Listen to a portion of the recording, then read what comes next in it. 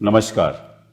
दिल से के इस एपिसोड में आज हम ऐसे प्रदेश की बात करेंगे, अगर वो प्रदेश को दुनिया के अगर देशों के जनसंख्या के हिसाब से देखा जाए तो 5वें नंबर पे पड़ेगा और उस प्रदेश की राजनीति हिंदुस्तान की राजनीति तय करती है। और 2024 की इलेक्शन में जो सुनामी उस प्रदेश में आई, उसकी वजह से मोदी जी थोड़े धीमे पड़ गए। और ऐसे शख्स के साथ हम बात करेंगे जो मैं समझता हूं कि इस देश का युवा नेता, जो आगे वाले वर्षों में सालों में हिंदुस्तान का भविष्य तय करेगा। ऐसा नेता जिसको विरासत में भी सत्ता मिली और जिसने अपने बलबूते के साथ अपना नाम सारे प्रदेश में, देश में जाना माना नाम, वो हैं अखिलेश यादव जी। आपका स्वागत। बहुत धन्यवाद आपका। मैं जब 1973 में सुप्रीम कोर्ट में आया तब आपकी पैदाइश हुई थी और जब से मैंने वकालत शुरू की, आपका नाम, नेताजी का नाम हम सुनते आए। और सबसे पहले तो मैं आपसे कहना चाहता हूं कि जितनी जल्दी से आपने अपना राजनीतिक जीवन बनाया है, 2004 में आप लोकसभा में आए, 2009 में आए, 2012 से 17 तक आप चीफ मिनिस्टर रहे, बड़ी बड़ी योजनाएं आपने चालू की। आगरा एक्सप्रेसवे, मतलब कि जो आपने डेवलपमेंटल वर्क्स किए शायद ही किसी ने किए हों, और जो सोशल काम आपने किया, चाहे वो विद्या धन की स्कीम हो, चाहे वो लैंड लाइन हो, महिलाओं के लिए लाइन हो, चाहे वो आपने कई और ऐसी योजनाएं की। तो लेकिन उसके बावजूद 2019 में आपको उतनी सफलता नहीं मिली। क्यों नहीं मिली उसके बारे में हम चर्चा करेंगे। बट शुरुआत करते हैं हम 2024 से। जो सुनामी उत्तर प्रदेश में आई, तो बताइए कैसे आई। मैं धन्यवाद देता हूं, और आपने पूरा परिचय भी दिया। और सच्चाई ये है कि पूरा देश इंतज़ार कर रहा था ऐसे ही परिणाम के लिए। मैं आपके माध्यम से उत्तर प्रदेश जनता का धन्यवाद देता हूं कि उन्होंने इंडिया एलायंस और पीडीए रणनीति की मदद की, और उसका परिणाम ये हुआ, जहां भारतीय जनता पार्टी 70 या 80 में 80 सीटें जीतने की बात कर रही थी, वो बहुमत से पीछे रह गए। और आज भी अगर हम गिनती देखें, उत्तर प्रदेश में अगर बीजेपी ना हारी होती तो आज उनकी बहुमत की सरकार होती। जितना इंडिया अलायंस ने हराया, समाजवादी पार्टी ने उनको हराया, वो सीटें अगर वो जीत गए होते तो बहुमत की सरकार होती। सही बात। तो उत्तर प्रदेश की जनता ने उन्हें रोका, और जो जनता चाहती थी वही मुद्दे उठाए। जो कॉन्स्टिट्यूंसी जिस प्रत्याशी को चाहती थी, हमारी कोशिश रही पार्टी के उसी तरह का प्रत्याशी उतारें। और परिणाम ये हुआ कि अगर हम वोट की गिनती के हिसाब से देखें तो जो प्रधानमंत्री जी 4 लाख 5 लाख के लगभग जीते थे, और उनके कार्यकर्ता इस चुनाव में कह रहे थे कि 10 लाख वोट से जीतेंगे। जीते जरूर हैं वो, लेकिन वोट से वो हारे हैं। इस तरह और भी उनके जो साथी थे, कई लोग, वो चुनाव नहीं जीत पाए, हार गए। देखिए, मैं समझता हूं कि जो आपका योगदान इसमें रहा वो बहुत ही महत्वपूर्ण था। इसलिए मैं कह रहा हूं कि मैं देख रहा था आपने टिकटें किस किस को दी।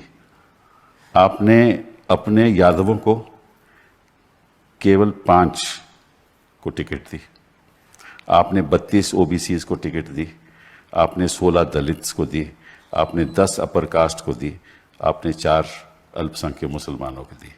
ये रणनीति आपने बनाई और इसका परिणाम हमने देखा। ये आपको कैसे सुलझा? होता यूं था कि भारतीय जनता पार्टी और उनके सहयोगी लोग हमेशा समाजवादी पार्टी पे आरोप लगाते थे कि उनके पास ये MY है, इसके अलावा उन पर कोई वोट नहीं है। तो आपने पीडीए कर दिया। तो इसलिए, क्योंकि उन MY को हराना था मुझे, उनके पास भी MY है, मोदी और योगी। तो जब उनके MY को हराना था तो मुझे अपनी रणनीति बदलनी थी। इसलिए पीडीए, जो बड़ी आबादी है, 90% लोग हैं, उनकी आवाज बन करके वो गठबंधन बनाया, उस पर लगातार हम लोगों ने काम किया, संविधान की बात की, आरक्षण छीनने की बात कही, और जिस तरह उनके साथ भेदभाव हो रहा है कानूनी तरीके से सरकार के प्रशासन से, उन बातों को उठाया। उसका परिणाम हुआ कि बड़ी संख्या में वो आबादी हमारे साथ जुड़ गई और उसी ने भारतीय जनता पार्टी का मुकाबला किया। जो सपने देख रहे थे 80 में 80 सीटों का, वो उत्तर प्रदेश की वजह से बहुमत में नहीं आ पाए। मतलब कि एक तो होता है कि जनता के पास जाकर भाषण देना, दूसरी होती है जो रणनीति आप बूथ पे बनाते हैं। तो मुझे ऐसा लगा कि आपकी बूथ की रणनीति सफल रही, क्योंकि पिछले कई चुनाव समाजवादी पार्टी जीती नहीं थी, और क्योंकि भारतीय जनता पार्टी के पास रिसोर्सेज बहुत हैं, उन्होंने ऐसा जाल फैला रखा था कि पन्ना प्रभारी उनके बहुत हैं, एडमिनिस्ट्रेशन उनके साथ था, बाहरी लोग उनके साथ थे। उनका जो सहयोगी दल है, एक सहयोगी परिवार है, वो लगातार जमीन पर भड़काने की बात, नफरत फैलाने की बात कर रहे थे। इसलिए जरूरी बनता था कि पूरी पार्टी के कैडर को, कार्यकर्ता को जिम्मेदारी दे करके कि भौगोलिक दृष्टि से और राजनीतिक दृष्टि से और सामाजिक दृष्टि से क्या उचित होगा, उसी तरह का संगठन बनाया, उसी तरह का प्रत्याशी तय किया, उन्हीं लीडर्स की जिम्मेदारी दी। उसका परिणाम हुआ कि इस बड़ी पार्टी से मुकाबला कर पाए। इसमें कोई इसका भी योगदान था कि जो योगी जी हैं वो आजकल मैंने सुना है कि थोड़ी दुविधा में हैं और बैकवर्ड कम्युनिटी उनके संग नहीं है, और ये जो केशव मौर्य ये जो चल रहा है, इसमें कितना सच है? बीजेपी के लोग बोलते तो जरूर हैं कि सबका साथ सबका विकास, लेकिन उनके फैसलों में ये सबका साथ सबका विकास नहीं दिखाई देता है। और ये लड़ाई केवल दो लीडर्स की यूपी की नहीं है, सच्चाई तो ये है लड़ाई दिल्ली और लखनऊ की है। अच्छा, वो तो मोहरा बने हुए हैं। जो एक नेता हैं, योगी जी को हटाना चाहते हैं, वो केवल मात्र मोहरा है। लड़ाई तो दिल्ली और लखनऊ की है। आपने कहा ना कि 100 लाओ और सरकार बनाओ, तो इधर बाजार में चीजें देखते हैं कि समय समय ऑफर आता है, तो मैंने कहा पॉलिटिकल ऑफर भी दिया जाए उनको और कहा जाए कि हमारे पास तो हैं संख्या, अगर वो 100 ले आए तो मुख्यमंत्री बन सकते हैं, बहुमत के पास पहुंच सकते हैं। तो इसका मैं समझता हूं कि योगी जी को भी बहुत नुकसान होगा, और जो उथल पुथल जो उत्तर प्रदेश की राजनीति में होगा उसमें फायदा आपको होगा अगली बार असेंबली में। इन्हें अपने जो कार्यकाल किया है और क्या फैसले जनता के लिए, उसका असर पड़ेगा ही पड़ेगा। और ये जो दूरियां बन रही हैं आपस में उनके, और दूरियों की वजह से जो जनता की काम नहीं हो रहे हैं, ये कोई कुर्सी बचाने के लिए आज का जो फैसला, हाल में जो फैसला आया लिया सरकार ने कि जो मुस्लिम लोग हैं वो अपनी तख्ती लगा लें, वो इसलिए लगाया उन्होंने क्योंकि वो अपनी कुर्सी बचाना चाहते हैं। वो कुर्सी बचाने के लिए उन्होंने ये फैसला लिया। जो कावड़िया की बात जो हो रही है, कावड़िया को, ये जो कावड़िया के लिए जाने वाले रास्ते पर, और खासकर उनकी नजर थी कि मुस्लिम जो लोग हैं उनकी तख्ती लग जाए, वो रास्ता अपनाना इसलिए चाहते हैं वो इस तरह का क्योंकि उनके अंदर झगड़ा है, उस झगड़े को छिपाने के लिए ये सब फैसले लिए गए। पर वो कहते हैं कि अखिलेश जी आपके टाइम भी डायरेक्टिव तो आपने दिया था, ये कहते हैं। नहीं, ठीक बात है। क्योंकि वो उनके पास कागज होंगे, तो वो इसलिए नहीं था कि आप उससे नफरत फैलाएं। कोई भी चीज की जाती है तो रजिस्ट्रेशन होता है उसका। मान लीजिए हम अपनी गाड़ी पर ड्राइविंग लाइसेंस लगा के तो नहीं चलते हैं ना, नहीं आपने जब कोई मांगता है तो ड्राइविंग लाइसेंस दिखाते हैं। मैंने सुना है कि जो आपका जो डायरेक्टिव था वो ये था कि भाई अगर आप रेस्टोरेंट है जो आपका लाइसेंस है वो लाइसेंस आप दिखाइए, दिखना चाहिए, और कोई आपका डायरेक्टिव नहीं था। नहीं, बिल्कुल नहीं। बिल्कुल। तो मतलब कि ये भी एक मैं समझता हूं कि फैला रहे हैं, गलत चीज फैला रहे हैं, इनकी आदत है। क्योंकि जब बैकफुट पे चले गए, जनता इस फैसले के पक्ष में नहीं है, चाहे वो हिंदू हो चाहे मुसलमान हो, क्योंकि कारोबार जोड़ता है हमें एक जगह पर। क्या पता कौन किसके साथ जुड़ा हुआ है कारोबार से। एक मुसलमान का रेस्टोरेंट है, उसमें सारे हिंदू काम करते हैं, ठीक बात है। तो अगर वहां जाके आप खाना नहीं खाओगे तो नुकसान किसको होगा? ठीक बात है। और इसी तरह बहुत सारे कारोबार हैं, दलित लोग हैं जो चलाते हैं, ठीक तो अगर वो कहने लगे कि हम इसके मालिक हैं तो उसका नतीजा क्या होगा सब जानते हैं। तो ये सरकार समझ नहीं पा रही है, कारोबार लोगों को जोड़ती है, कारोबार लोगों के बीच में उठना बैठना बनाता है। बहुत दुख की एक बात कारोबार से हर तरह के लोग जुड़े रहते हैं। ये केवल कुर्सी, वोट, नफरत, इसलिए ये फैसला ले रहे हैं ऐसे। ये पर नफरत तो ये पिछले 10 साल से चला रहे हैं, अब तो इनको पता चलना चाहिए कि नफरत की बात अब जनता मान नहीं रही, जनता समझ गई है कि ये तो भाषणों की सरकार है, ये काम करने वाले तो है ही नहीं। जब ये अयोध्या से हार गए तो इनको पता है कि सांप्रदायिक राजनीति का अंत हो गया है।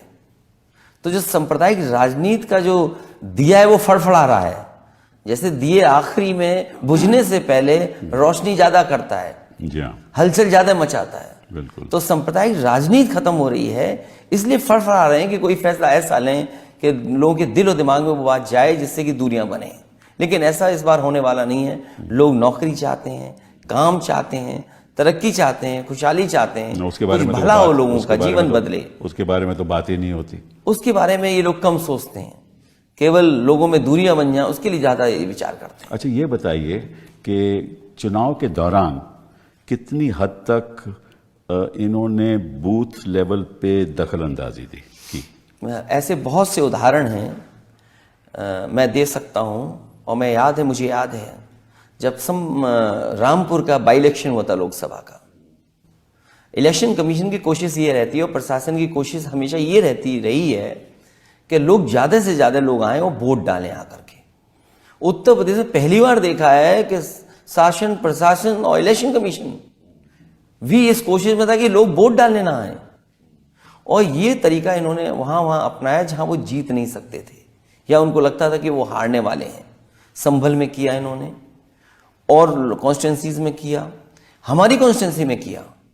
कन्नौज में अच्छा। भारतीय जनता पार्टी के जो नेता थे वो जा करके बूथ पर समाजवादी पार्टी के जो एजेंट्स थे उनको डरा धमका रहे थे और अपने लोगों को उत्साह पैदा कर रहे थे। तो मशीन से सुना है बटन भी दबाते हैं जब उनको कई मालूम- जगह गए और मैंने तो एक वीडियो डाला था जिसमें हालांकि इलेक्शन कमीशन ने कार्रवाई की। जो प्रिसाइडिंग ऑफिसर या जो उस पोलिंग बूथ पे जितने भी कर्मचारी थे वो सस्पेंड किए गए, कार्रवाई हुई उनके ऊपर। अच्छा। क्योंकि एक बीजेपी के नेता ने वहां पर उनके बच्चे ने वोट ही नहीं डाले बल्कि उसका वीडियो बनाकर रील्स बनाकर के सोशल मीडिया पे डाला। तो वो 8 वोट डाले एक व्यक्ति ने, तो ऐसे तो और जगह भी किया होगा इन्होंने। तो मैं जब कन्नौज में चुनाव देख रहा था तो मैंने देखा कि भारतीय जनता पार्टी के लोग बूथ पे जाकर डिस्टर्ब कर रहे हैं, तो मजबूरी में मुझे निकलना पड़ा।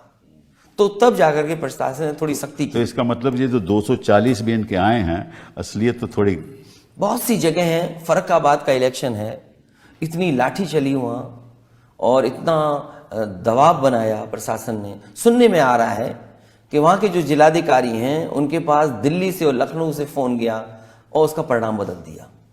मुझे याद है अलीगढ़ का जो हमारे पार्टी के प्रत्याशी हैं उन्होंने पहले ही आरोप लगाया था प्रशासन पे, और ये आरोप लगाया था चुनाव से पहले कि मुझे हरा दिया जाएगा, और अंततः तो वही हुआ। पूरी जनता उनके साथ थी। आज भी वो कहते हैं कि उन्हें हराया गया। तो ऐसी बहुत सी जगह हैं जहां प्रशासन ने, और वोटिंग के दिन पर प्रशासन ने बीजेपी के कार्यकर्ताओं से मिलकर के काम किया। ये तो जाहिर है कई ऐसे खबरें हमें भी मिल रही हैं। तो इसका मतलब यह है कि 240 तो इनको खैर दिखावे में तो 240 हैं, लेकिन असलियत इनकी उससे भी कहीं और 30-40 सीटें कम रही होंगी क्योंकि वो जीत गए हैं आज, तो संख्या बता सकते हैं। लेकिन सच्चाई ये है कुछ हमारे ऐसे भी साथी हैं जिनको सर्टिफिकेट नहीं मिला लेकिन वो जीते हैं जनता की नजरों में। जी हाँ, जी हाँ। तो परिवर्तन होना चाहिए, सारे इलेक्शन की प्रतिक्रिया का परिवर्तन होना चाहिए। आप वो कहते हैं कि भाई ईवीएम से मैं बिल्कुल खिलाफ हूँ, हालांकि हम जीते भी फिर भी हम ईवीएम के खिलाफ हैं। तो किस किस्म का परिवर्तन होना चाहिए? मुझे याद है जब मैं 2022 का चुनाव हारा, उस समय किसी भाषण में मैंने ये बात कही कि समाजवादी पार्टी के जो वोटर्स थे उनके डिलीट कर दिए गए वोट, जिसका परिणाम ये हुआ कि हम चुनाव हार गए।